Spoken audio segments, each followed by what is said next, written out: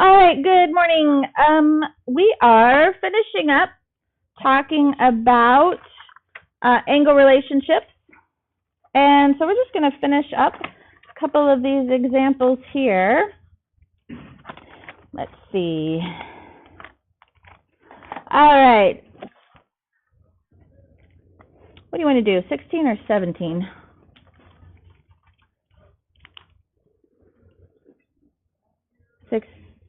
17? Let's see. Well, we already did one there. They're complementary and supplementary, but we haven't done one. Let's do 16 because it says a linear pair. Although this does have less than, which always makes things a little harder to write. Ooh, I think I'm going to switch, and we're going to go 17. All right. But if they form a linear pair, what should they add to be? 180. Very good. So you just write that in there. Angle 1 plus angle 2 should equal 180 degrees to be a linear pair. Now, number 17 says angle J and angle K are complementary. What does complementary mean? They add to be 90 degrees. So angle J plus angle K should equal 90 degrees if they are complementary. Now, let's see. It says the measure of angle J is, so I can write that down. That translates to math. M for measure, angle J, if the measure of angle J is means equals 18 less than the measure of angle K. Ooh. Do I know the measure of angle K? No. What should we call that if we don't know what it is? X, sure.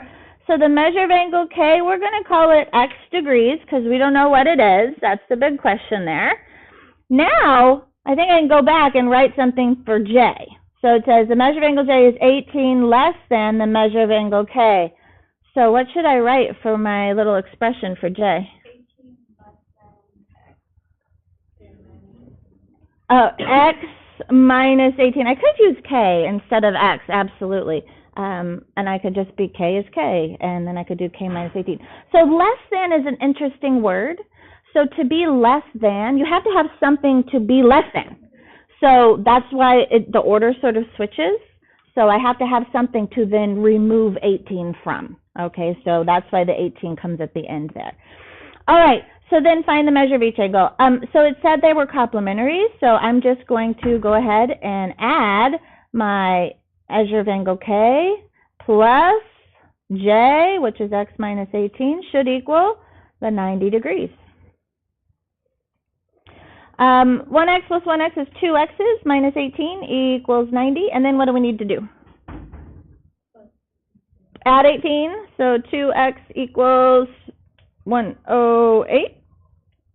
And then x equals 54. Very good. Find the measure of each angle. So the measure of angle K equals 54 degrees because it was just X. And what's the measure of angle J? What do we have to do with our expression? Plug it in, yeah. So 54 minus 18 would be 34, 35, 36? Yeah, 36. There we go. All right, so there's our two little angle measures. Okay. 18, 19, 20, here we go.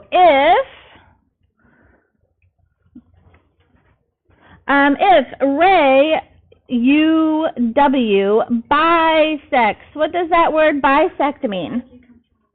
It goes right through the middle, so it goes right through the middle, creating what?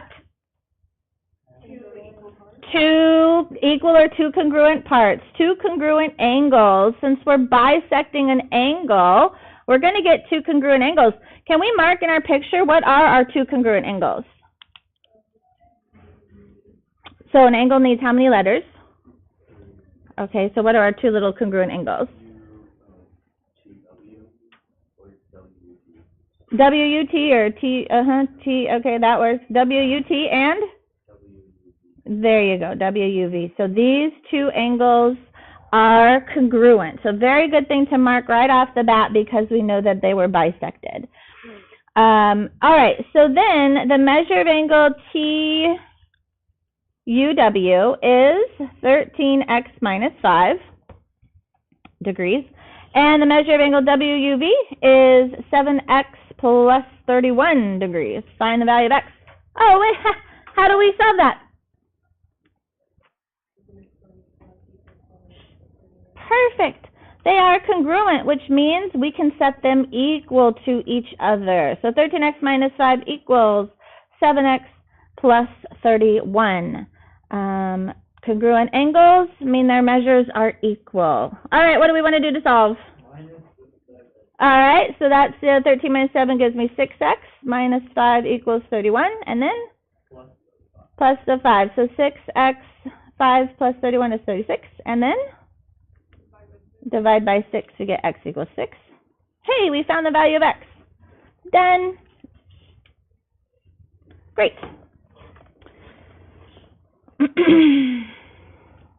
All right.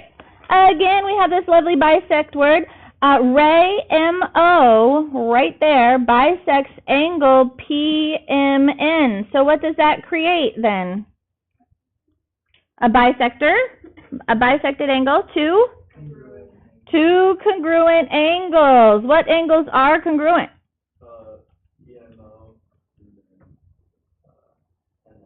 NMO, very good. So these two little angles are congruent.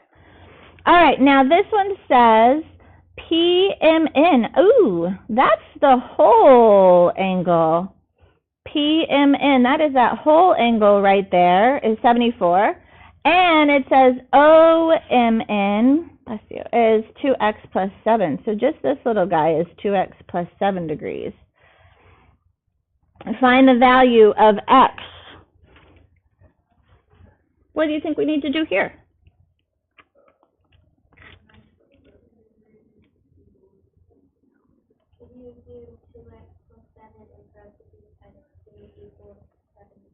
Yeah, sure. We could do a lot of things here. But I know right off the bat, we already said our two angles are congruent. And so I know that one of them is 2x plus 7. Could I also call the other 2x plus 7? Yeah, because they are the same. If they didn't give me something, then I actually can make the assumption that they are. I'm not assuming anything because I know they're congruent, so I can call it the same thing. So we could do a lot of things. We could say, hey, there's just, if I could just double that 2x plus 7 because there's two of them, and that would have to equal the whole 74 degrees. Or I could add them both together. 2x plus 7 plus 2x plus 7 also equals 74. It's just another way to do that. Do we get the same thing? Yeah, absolutely. Here we're going to distribute. 2 times 2 is 4x, and 2 plus 14, good, equals 74. And the other way, we'd get the same thing. You can see just 2x plus 2x is 4x, and 7 is 14. So, kind of cool. All right, we're going to go ahead and subtract 14. So, is that 60? All right, and then x equals 15 when we divide by 4. Find the value of x. Hey, we did it. Great.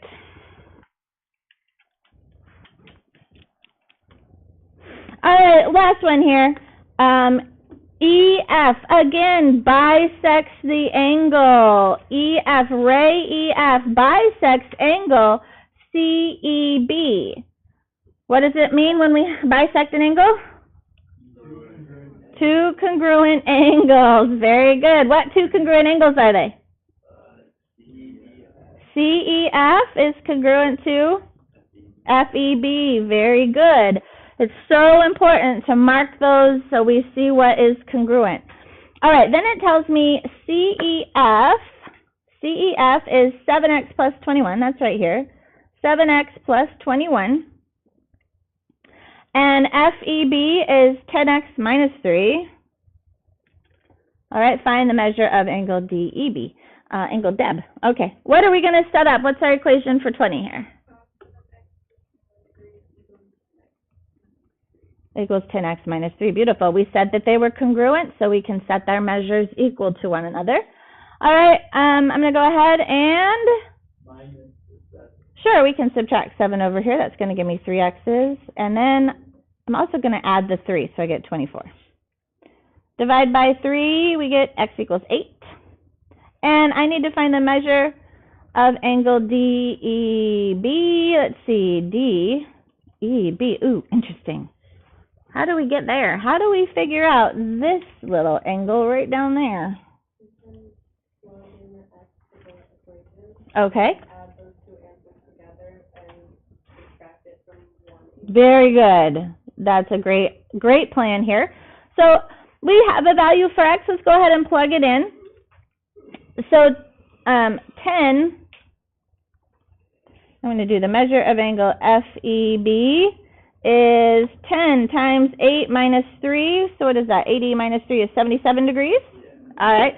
So this is 77 degrees, which means what's this one up here? 77. Also 77 degrees. And if we want this little chunk, that is part of a linear triple. And so 77 and 77 is 154. All right. So DEB is going to be 180 degrees minus 154, which is that 77, which equals 26 degrees. Beautiful. Okay. Any questions on that stuff? We're good? Is this seeming pretty easy? Okay. Yeah? Okay. Great. So we are going to do a